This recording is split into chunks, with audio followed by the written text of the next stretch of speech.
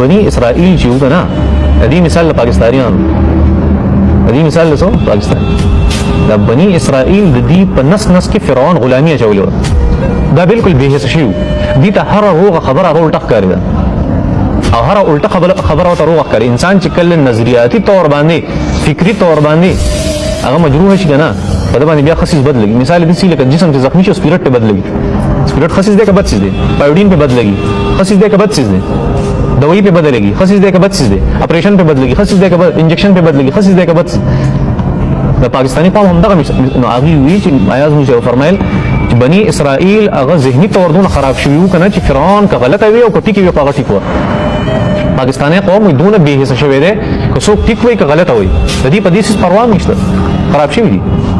دا د بني اسرائیل د واقعیات د دون اهم نظام لپاره کنه دون اهم دي بني اسرائیل په دې سیس کې واقع کې د مخکې تاسو ما بیان کړو د سورته اعراف کې چې ډیر زیات جهتونه او ډیر زیات لوی سبقونه په کې یو چې د غلامانو یو قوم آزادانو څنګه به آزاد ده موسی علیه السلام د غلامانو داخله آزاد کړو دا په کې یو پینس شو مین سبق